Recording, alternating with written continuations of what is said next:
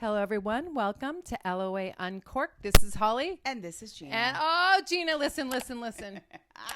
I know. You know. I do. You know. I do. Okay, listen. Let the people in on the secret. Oh, it's so exciting. Okay, so we have Jennifer K. Hill in the house today. And we are so excited to share her with the audience. It is going to be amazing. She has wonderful things to say. But first, yes, she's a powerhouse, Gina. I know she is. I mean, look at that list of things. And the smile. Uh-huh. So just start with the smile. Okay, so go on YouTube and check her out. Yeah. Or go to our social media. You're going to see her big, beautiful Gorgeous. smile when she came on the talk. Yeah. Listen, I could get to all the other things, but let's just start there. Yeah. Okay. Yep. Her essence and her smile radiates beyond her. So she's coming into our Zoom and she has a nice picture. Gina and I are smiling too, but not half as much as her. We don't have the stunner smile. And she comes in, I'm like, look at her cuteness. Okay. And that smile is infectious. Yeah. So go check her out. But alas, I digress. Oh, good Lord. She is. Oh, God. We're using alas. And it's only 11:30 in the morning. Okay, keep going. She's on the West Coast, too. I really like that. So we don't have to get up so early, Gina.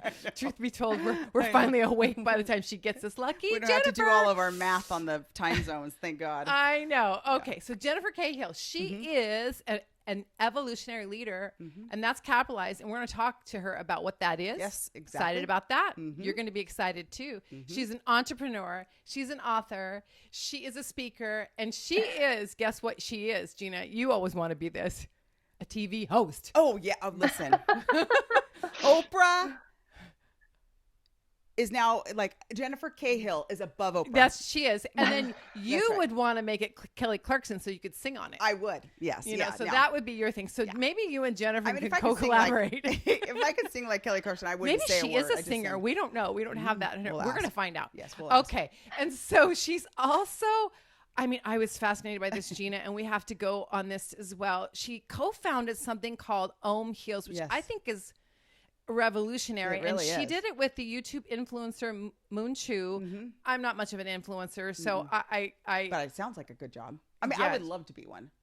Me too.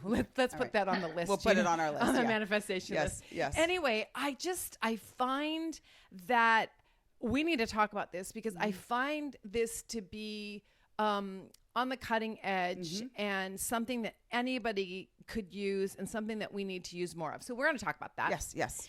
And a like-minded connection hub. And I'm going to go on and on. I'm going to continue to go. I mean, she's like going. But she does have a time crunch. We discussed this. Oh, she does. And I'm going to watch. I'm going to watch the clock, but loosely. I'm going to loosely. Don't tell her. Okay, I'm going to loosely watch the clock. Poor woman. Okay, so listen. Yes.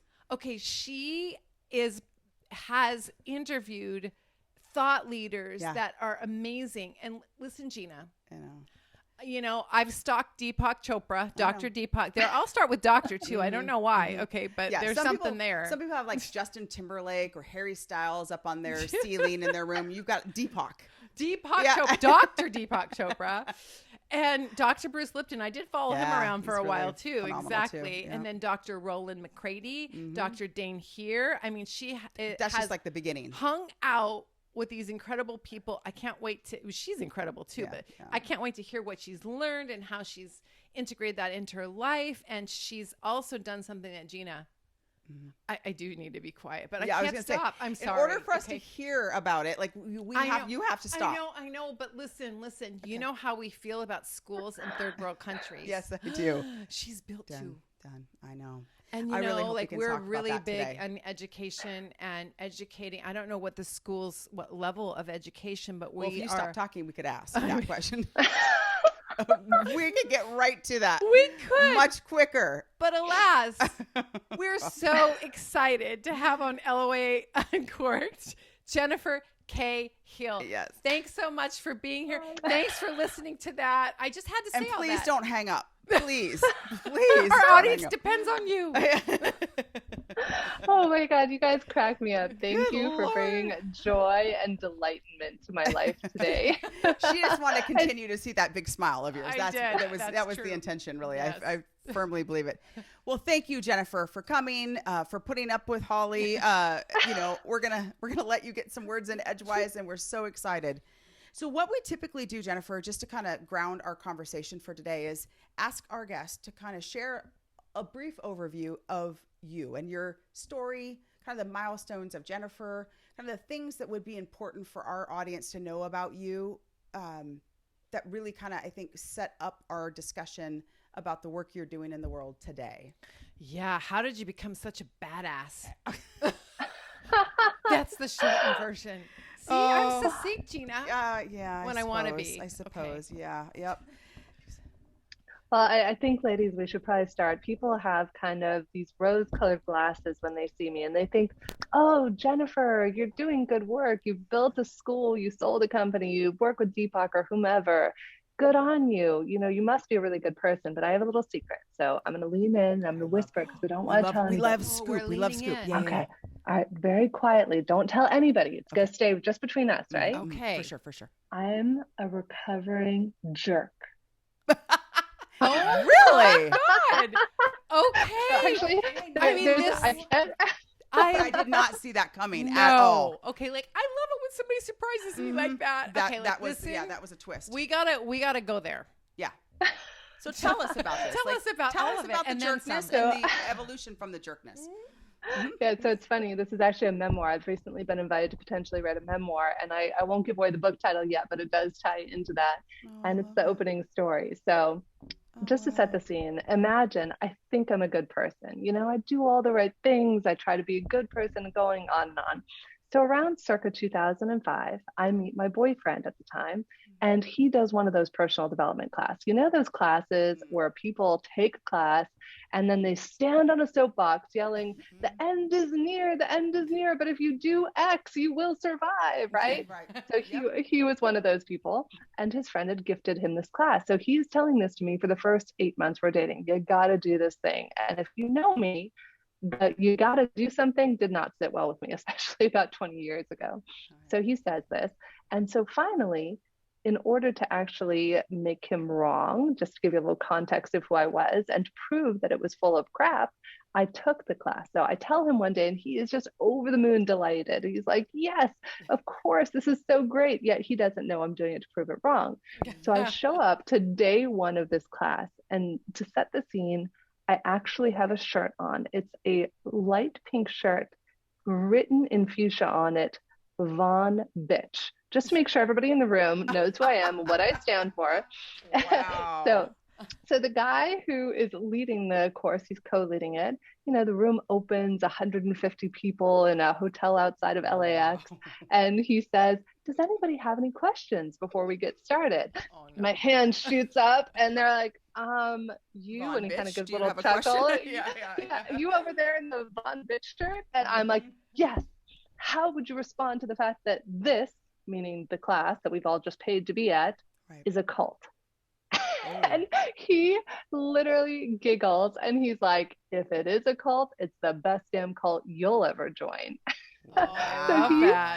So he says this, and I sit there stewing and seething in self-righteousness, watching these 149 other people get breakthroughs in their family. This is happening, that's happening. The context is I was bulimic at the time. I was abusing drugs and alcohol. I was selfish, self-absorbed, and yet I'm judging everyone else for these breakthroughs. So fast forward to the end of the weekend.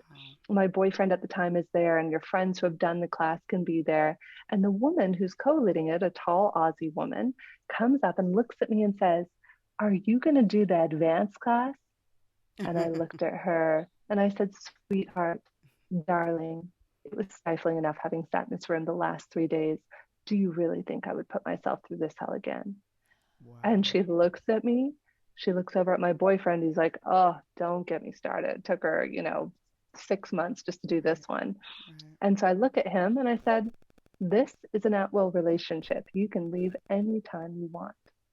So those moments in life, the before moment and the after, circa Gwyneth Paltrow sliding doors, this was one of those moments for me. Yeah. And so she looks at me and she says, can I be really straight with you? And I said, sure, darling. Go ahead, be really straight with me. She said, you are a nasty thing. You are one of the most powerful women I have ever met in my life. And yet You're using your powers to destroy those people around you. You are like Godzilla walking through a city with a huge tail swinging behind you, Oh my God. knocking down Oh buildings God. wherever you go. Except guess what? Those aren't buildings. Those are people's lives you're destroying. She looks at my boyfriend and says, leave her. It's what she needs. I was like, what? In my own mind, I thought I was a good person. I donated to charity, listened to Right. friends complain, did all that stuff. So this just dropped me. So I go Yeah. into my office the next day where I was already slightly successful. There's about 25 people. And kind of sheepishly, I was like, so have I ever been condescending or demeaning to any of you? This is before one of our group meetings. And the office went dead silent. You could hear a pin drop Oh. until one of my colleagues erupts in laughter and says, this was my old nickname was Jay Hill. Jay Hill, you are only the most condescending, demeaning bleep, we've ever met in our lives. And we have no idea how you're successful. And that was the moment that I discovered I had the great capacity for dark and great capacity for light. So I've been on the journey to unveiling the light ever since. And yet we all have the capacity for both in us. So that woman at the end of that class, was that the first time somebody had said, I mean, obviously she was very direct, but was that the first time anyone had ever indicated to you that, the way in which you show up in the world had this nasty, vicious sort of tone and approach to it? Aside from the time that I was 16 and my mom told me a few key Well, choice mom words. doesn't know anything at 16, right? I mean, they don't know what they're Yes. talking about. Mom, you just kind of write it off. Yeah, And, God, I love my mom. But, so that to answer your question, yes, Gina, that was the first time I heard it. And that's why I literally to this day we were talking before we went on air about 168 hours and how I spend those hours. And so I spend about 3 hours a day now in prayer and meditation every single day without missing it, because I know that for myself, each of us is different. We all have beautiful different journeys. Neither one is good or bad or right or wrong. And my journey, just for what I'm committed to in the world, I need to be able to give that to myself as a gift so I can show up clean and clear for everyone in my life. God. I mean, I have so many questions about that process for yourself, like going from where you were to where you are today. But I feel like, this is a story. I love her telling this confession, because I feel like I personally have a story that's similar to that I felt. And, there was an awakening, somebody helped with that awakening. And then I was like, wait, okay, this just changes my, world. So I feel like this is similar. Yeah. This is like something that the extreme of yours, I don't think was quite Jennifer. But Jennifer was an overachiever in this area. That do it all. Strong, good, be the worst bitch Capricorn. I am 110 all in on this jerk thing. No. Okay, go ahead, Gina. No, I was just curious. So did you go to the advanced class? Let me just start with that. I'm super curious, like what that process. I don't know if the boyfriend left, but I have that question too. Yeah. Funny story. Boyfriend became ex-husband. 14 years later. Yeah. He was great. He actually changed my life. If it weren't for him, I would not be living in Portugal, have met my soulmate, and be living the life of my dreams now. So, but my ex-husband was a catalyst for all of that. That moment, what you don't realize though, is when you're in any sort of relationship and you start off with that level of, what is the word I'm looking for? Emasculation and hurtfulness. And you're just unaware. So many of us are unconscious that we start our relationships from this place, that by the time, I'd spent 7-8 years doing personal development work, it was peeling back the layers of the onion. And so to answer your question, Gina, I really spent the next 14 years just going inside and looking deeply, doing Kabbalah. I love studying Kabbalah, Landmark Worldwide, Alison Armstrong, Arthur Samuel Joseph, who's one of my joint venture partners and vocal coach, celebrity vocal coach, who works with, he trained Tony Robbins and the commissioner of the NFL and Dwayne Wade. And so thank you, God, literally source, because the universe knew that I had a path and that I needed the right teachers to help guide me. And I've been so blessed. I always share that one of the many miracles that I have in my life is just like meeting you incredible women and anybody who's tuning in. The universe gives me the gift of the most incredible human beings I could ever ask for, that help me to be on my journey and to know that it's okay though, it doesn't mean that you don't get angry. It doesn't, sometimes I think as spiritual people that you still get upset, and it's about not making yourself wrong for getting upset. You're a human being. It's just how quickly can you shift? And that's what I tell people is where before you might get upset for weeks, months, days, decades, whatever it is. And then as you go through this process, I had something upsetting happen in the last week, and I went from neutral to like kind of denial to grief to anger, and I processed it, but I didn't get my emotions on other people. That's the thing. You kind of quarantine yourself. You know how we quarantine ourselves with COVID? I actually never thought of this before. If you're going through something really emotional, you got to quarantine those emotions so you're not verbally vomiting them on everything and everyone and making their lives harder. Yeah, no, I love that. That's the epitome of energetic hygiene. Yeah, we call that energetic hygiene. Like, don't give your pig pen cloud to somebody else. Keep it to yourself and quarantine it. Quarantine it. Yeah, perfect. Yes, exactly. Quarantine it. I love it. So I love it. So you had your own business and then you sold it. And what was the timing of this, transformation and selling the business and then starting this huge body of work in this space. And writing books. I mean, honestly, you've got lots of stuff in there. I mean, she makes every hour count. I feel like a slacker next to her, Gina. And she's QA'd her hours, and it's good. My palms are starting to sweat. I need to look, the Virgo in me needs to look at my hours and just like, I can't shame. Shame is against us. We have 10 principles and shame is just clown shit. So we don't believe in it. And so I'm not going to shame myself because it's against our badassery principle, Gina. But you want to sometimes. There's a part of me that does. I know. Yeah, you gotta love all those parts. You gotta love and cherish. One of the best pieces of advice one of my best friends gave me when I was considering going through a divorce, and there's so much wisdom, and all kind of coalesced in around 2018 is when I sold the company, opted to get a divorce, met my soulmate. Everything just kind of miraculously and just came to fruition and came together.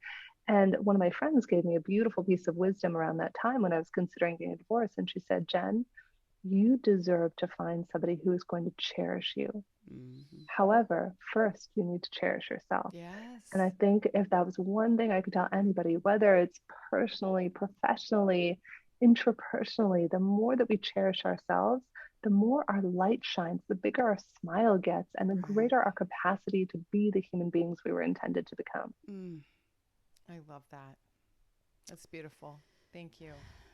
It's a good reminder. It's a good reminder. Yeah. You get busy and you kind of forget that, we should be our own number one cheerleader and supporter and love ourselves more than anyone else can. Yep. Beautiful. Yeah. So tell us a little bit about, your work, as an evolutionary leader and the kind of the consortium that you're a part of and the work that's being done very there. Exciting. It is huge. And, I think hearing your history, it's just, it makes all of your accomplishments so much more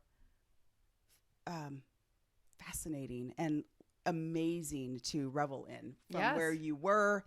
In really 14 years is a short time to go from sounds like where you were to where you are and the circles you run in and the way in which you influence this big body of work. It's phenomenal. So would you please share a little bit about that work with our audience, please?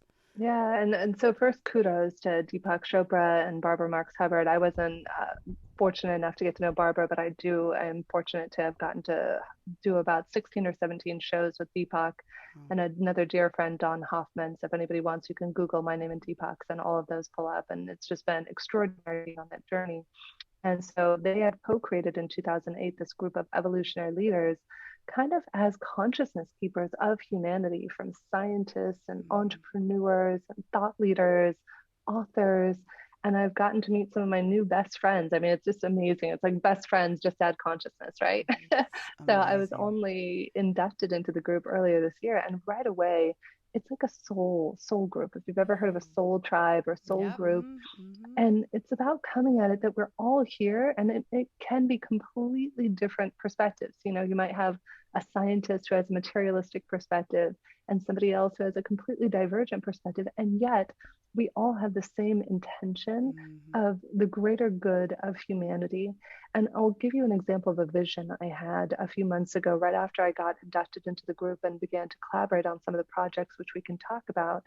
And one day I was meditating, and I've meditated for a long time. I'm an advocate of many different types of complementary and alternative medicine. But this was the strangest thing I'd had happen. I was in Paris, and I was heading out to Giverny, which if you've never been, it's Monet's gardens, about an hour outside of Paris. It's magic. So as I'm doing this, I'm listening to a particular meditation that's a 35-minute meditation on chakra balancing on Apple Music.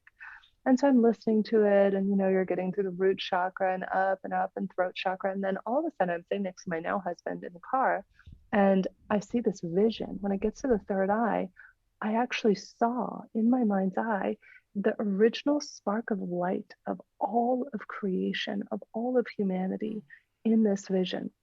And then I saw the billions of bits of sparks of light that are all of humanity's souls that have been there since the beginning of time. What was fascinating, though, was instead of us all going outward away from the original light that we came from, all of these billions of sparks of light were returning back to their original source. And so this, like, I'm crying and I'm like, wow. And a few hours later, I find myself in Paris near the Louvre. So as I'm walking around the Louvre, thousands of people, men, women, children, everyone all around.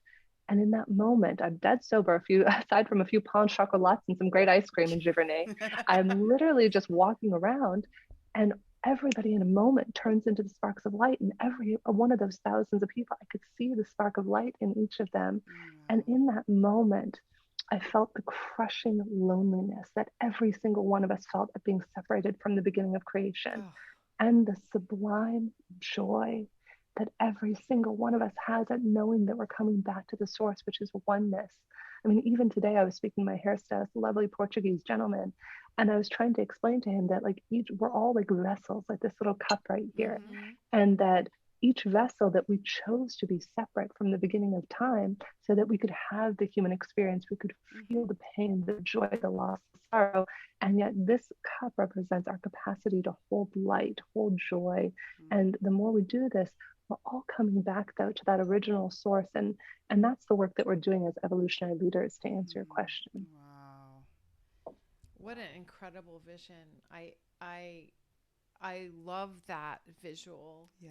Because I think about that too. I do more thinking than having the vision, but I think about, like, when I'm doing my meditation, I think about, like, the blackness, and then that all things light up. And I even think of, like, you were talking about how your ex-husband, changed your life, then that lit up you meeting your soulmate, and this trajectory of this woman that you met. And I feel like these are like little sparklers in between all of the souls. So you have these little sparkles and these little connections of people that you get to play with in spirit. I mean, I think this is weird, but this is how my head thinks. I think like, she talks about the web a lot. I call it a web of life, like these connections.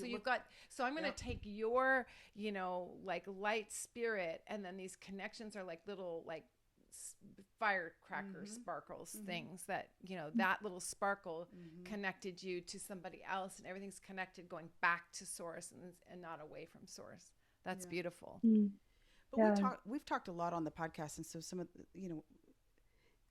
there is a profound, I think, in the human experience, and I think as we all age and get older, when you say alone, I mean, it like makes me kind of want to weep a little bit, because there is a great deal of the way the world has been structured, and the way civilization behaves and is structured. It's has this every person for themselves.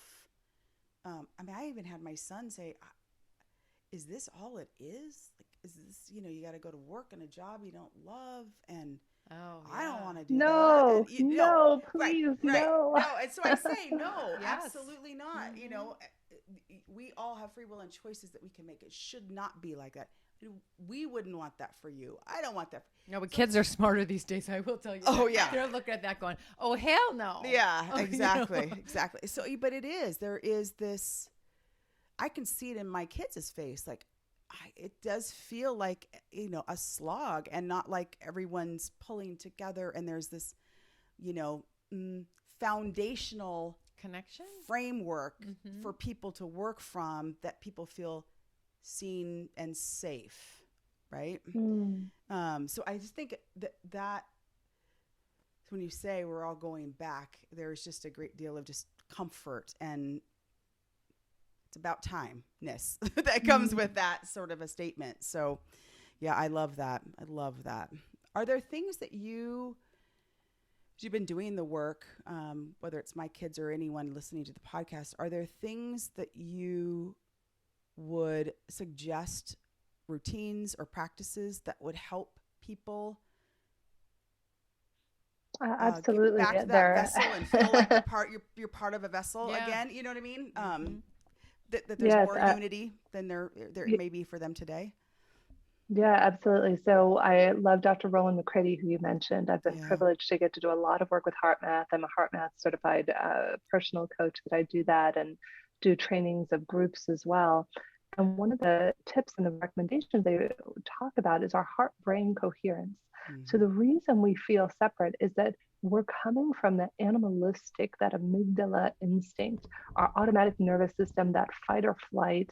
And what was interesting in some of the research that I've been reading and learning about from heart math is Google did a study that was called the Aristotle Project. And in the Aristotle Project, do you want to know what the number one thing that they found was the most important factor for successful teams, coherent teams? Oh, what? Feeling safe, what you touched on earlier. Oh, yeah. Being able that makes sense. Being able to feel safe. And so how we do that, the problem is, though, imagine that I'm coming to you and I have all my stuff and it's going on out here and I'm freaking out and I'm judging you and I'm making you wrong, then I'm making myself wrong. And there's so much separation. So instead, if we do something called heart-focused breathing, which is something you can do with your eyes wide open. It's great to teach children. I was teaching my nephew. I was just at my uncle's funeral recently. And so my 9-year-old nephew, who has special needs and just brilliant child. And he was going through a lot of emotions during the trip, and we're out there with my parents, and he's picking up on the emotions of everyone. And so we took turns and we would go through and do meditations or coherence techniques. So it doesn't matter. Heart math teaches this to people who are firefighters, first responders. That's how I got involved with heart math, was hosting a special series with them during the pandemic of supporting first responders and families. And so if you want, I can take you through a really quick 30-second exercise that anybody can do anytime, anywhere. And it's called heart-focused breathing. And then we'll add just a quick attitude in there. Okay, great. So with your eyes open or closed, focus your energy and attention in the area of the heart. Imagine that your breath is flowing in and out right through the center of your heart. Breathing a little slower and a little deeper than usual. Finding an easy rhythm that's comfortable for you. On the next inhalation, I invite you to activate a regenerative feeling. Maybe it's kindness or appreciation, or maybe if you're feeling really stressed, it might be neutrality or calm. Calm is my go-to. And I invite you to imagine breathing that emotion, that regenerative feeling right into the center of your heart. So let's say it's calm. As you breathe in a little slower and deeper than usual, imagine that breath of calm is just filling up right to the center of your heart. And then as you release that calm out, you can radiate that calm, radiate to one another, to the people around you. And just one or two more breaths, just allowing that calm to flow in and out right through the center of your heart. And then just, if your eyes were shut, you can open them and just notice if the energy in the space feels a little quieter and a little safer for you.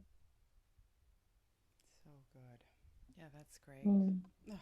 I Yeah. did gratitude. I sent you gratitude, Gigi. I sent you too. I sent you joy. And the audience. And you. Oh, Joy. thank you. Yes, I sent joy. I appreciate that. I Yeah. appreciate you. Yes.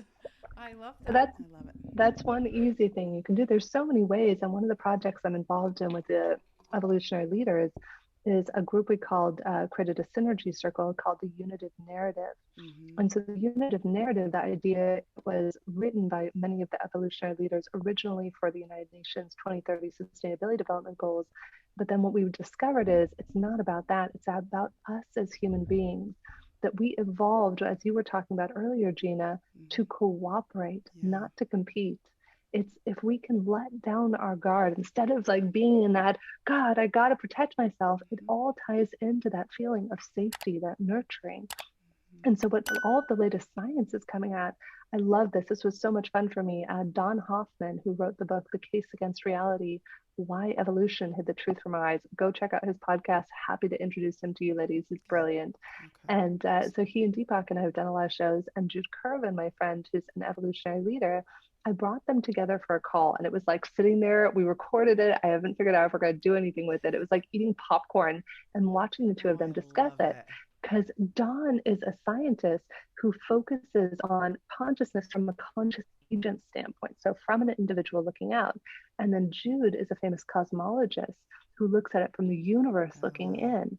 And literally, as they came together and started talking about their perspectives, they were so complementary that Don even mentioned that evolution by natural selection pops out as an artifact of this cooperative consciousness that is actually how we evolve. So we evolve to cooperate, not to compete, but as an artifact of these old ways of thinking, that you actually need to have this old model in order for us to evolve to where we're at today. But really, how we evolved as human beings, imagine what if we changed our perspective? What if we shifted and put on unity colored glasses, cooperation colored glasses? How would that color your interactions with one another? Instead, you'd feel safe all the time. You'd feel nurtured, secured. You wouldn't feel so alone. Because then we'd realize we are all in this together. And instead of you versus me, it becomes you and me. I love that. God, I love it. Okay, listen. I want to be an evolutionary leader. This is so good. We got to work a little harder. I got to go to that advanced class. Yes, we got to go to the advanced class. For sure. Now, I want to, before we run out of time today, I do want to talk about how you co-founded Om Heals with Moon Cho. And I rolled around in that website. I just love it. And so can you talk to our audience about what it is, how you came up with it? I'm sure we're going to have a dozen other questions what about some of the biggest learning has been about that platform, because it's so really unique. Things. And why does everybody need to go on there and do something with it? I mean, I'm running there. I know you are. Thank you, ladies. So it's own-heals.com, and it's free to see who you get matched with. And the idea was I built and sold my first company in the recruiting space. And so I've been very blessed, as I mentioned, in just the gift of people. And so I've always, since I was very young, I've been able to meet person A and meet person B and be able to see who energetically aligns. We all have these energetic blueprints. None are good or bad or right or wrong. Again, that takes us back to separation. And so what we realized is my business partner, Moon, who's amazing, she actually came on and approached me. We met at a mutual friend and evolutionary leader, Sister Jenna's retreat a few years ago during COVID. And she said, Jen, I have this vision. I see that what if we had an app, and we're starting off in the MVP, the website version that we have now, the beta test, which is the phase we're in at the moment. What if we had a platform that matched energy practitioners with users around the world? Because there's so many applications for this. So for me personally, I've been a devotee of energy medicine for over 10 years. And for those of you who might not know what that is, we are 99.999% energy. Quantum physics has taught us that. All of the old models are saying that, we're not the physical beings we once thought we were, right? So what happens is, like, one of my favorite healers, I'll give you an example, who I started working with 10 years and introduced me to this genie. I used to physically go in her office, and I was like a stressed out executive running a company, running here, running there. And she said she almost never worked with me again because I was so rude. I mean, despite all the work I'm doing, I was still trying to run a company. So I'd sit down on this bed that was next to it. It was like an acupuncture sort of bed. And she'd like tap on my wrist and do weird stuff that I had no clue what she did.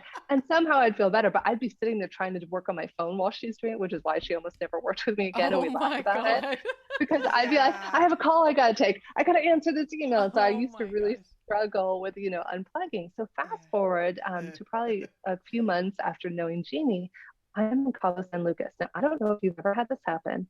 Day one of a 7-day vacation, and I'm deathly ill. I am like, just get, this is long before COVID, get off the plane, stuffy nose, nauseous, feeling like crap. And I'm like, I did ask my husband, time, do we turn around? Do we go home? What do we do? He's like, let's just grin and bear it. So that night I text Jeannie. I'm like, listen, she does some weird stuff that I don't understand. So I text her. I'm like, I'm going to go out on a limb here, Jeannie. I'm just going to say, I don't understand what you do to begin with. So is there any chance that you can do this thing I don't understand remotely? Because you see, I'm deathly ill right now in Cabo, and I'd really like to feel better for the next 6 days of my vacation. So I go to bed that night, just resigned to feeling miserable and ill. So fast forward, the next morning, it's 9:05 a.m. I remember because I looked at my phone, and a text comes in. I feel amazing. And Jeannie comes in, and I look over at my husband. I'm like, I feel amazing. What just happened? Jeannie said, I balanced you to a parasite, a bacteria fungus combination. You need to drink only water, and you'll be totally fine the rest of your trip. And it was miraculous. So it was so magical and good. So then here's the funny thing. Fast forward to years later, we developed the algorithm, which is why you need an algorithm. Not everybody's designed the same. So one of my other best friends, Jess, had shingles. She was terribly ill, 3 weeks, couldn't go out, couldn't do anything. And so I was like, Jess, please, let me just gift you a session. I know you've never tried it. I just can't see you in pain. It just hurts my heart. So painful, and people don't know this is an option. 24 to 48 hours later, she was fine, totally healed. Wow. So fast forward, now here's the irony though. Fast forward, I'm on a road trip with a couple of my girlfriends, and one of them hasn't yet worked with Jeannie, and she has a health issue. So we're both like, yeah, work with Jeannie. Now, I already have the damn algorithm. We already have the darn algorithm, but did I check the algorithm? No, we're on a wine girls trip around Paso Robles. Exactly. Yeah. So I'm like, oh, call Jeannie. Jeannie's great. So fast forward a few weeks later, I think to ask my friend, how did it go? She hated her. And I was like, how could you hate her? She heals people from like awful things like COVID and shingles. So here's what happened. We measure across 4 different quadrants the variability that is tolerable in change for human beings. And the interesting thing is we've even seen husbands and wives, boyfriends, girlfriends match on here as well, because what happens is in an intimate healing therapeutic relationship, there is about 3 to 5% variability that's tolerable for most people across any of the 4 quadrants. When you get up to 7% variability, that's kind of like if you've done some personal development work, if you're spiritual, if you've been on the path, you might be able to tolerate 7% variability in 1 or 2 of the 4 quadrants. But if you get over 10% variability in more than 1 quadrant, there is a 99% chance you're going to hate each other and you won't be able to explain it why. And so we accidentally reverse proved the algorithm in this way, because when I went back and I cross-checked their numbers, there was 20% variability in one, over 10% in another. And so what we've discovered is like we've got the 94% success rate. You go online and you can just choose and select somebody. If you're like, oh, I vibe with this person, we have over 80 healers from around the world. And they do everything from astrology, Akashic records, traditional Reiki, all sorts of different varieties of things. But then what people can do is they answer the set of 20 questions that it's not a 1-to-1 ratio. It's a very specific mathematical algorithm that we created. And then what it does, it pops out the best healers based on whatever your needs are. And the biggest thing that I want to relate is that we're all already healed. Like a friend of mine was just here and was telling me she was diagnosed as having like nodules here. And she was just over at my house earlier today. And I was explaining to her, we can all heal ourselves. We are all 100% whole, complete, and perfect. And what healers do, they're not healers per se in traditional medicine. This is the future of medicine, is reflecting back to you the whole perfect state that you're already in. And that's what they're doing. But they can't do that if you're not in an energetic receptive state to receive it, which is where the energetic matching comes in. Okay. Okay, my head exploded. Okay, so originally I was like, so I'm a devotee of all of it. Okay. Every single thing. All Yes. right. But I And considers herself a shaman. I do. in her own well, right. Just in a different lifetime. I don't want to insult any modern day current ones. shamans Yeah. because they'd be like, get out, lady. Yeah. Okay. But I always think that I need to curate the right people. And what I've noticed is, and then people will send people to me, and this just happened. I had my niece who weren't, there must have been a lot of percent difference because she was like, this person's amazing. And I'm like, she goes, don't walk, run. And I thought, yes. Okay. Count me in. I'm there. Yes. Okay. I have things. You don't need to be asked twice. I have a shoulder. I have a wing that doesn't work and I can't do yoga. I'm just pissed off about it. Okay. And so, acupuncture, whatever. And they keep saying you're over 50. You have a frozen shoulder. I'm like, bullshit. Yeah. Okay. Bullshit. No. I don't accept that. Okay. You healed your eyes. You can heal your wings. Anything. Yes. And so I've been working on it. But anyway, so that explains. Yes. But so in our perspective, it's like, okay, like I feel very responsible when I send somebody somewhere. Yeah. To see somebody, I want them to have a good experience, just like your friend. Yeah, I would feel bad about your friend too if I were you. Yes, yeah. And this explains yes. that, and I should have thought of it that I didn't. I think, well, if you're hanging out with me, we're probably the same vibration, so we're gonna like the same things. Yes. Wrong, right? Okay, wrong. Yeah, you can be the same vibration, but a different energetic blueprint. That's the thing. You can be totally, your vibration can be here, but we're not all the same. That's why I'm obsessed with human design, gene keys, astrology, all of that is because we're like, I went through a huge hardship when I was growing up because I was suicidal. I tried to kill myself 3 times. I felt like I didn't fit in. I had Asperger's. I didn't know it. I was only diagnosed right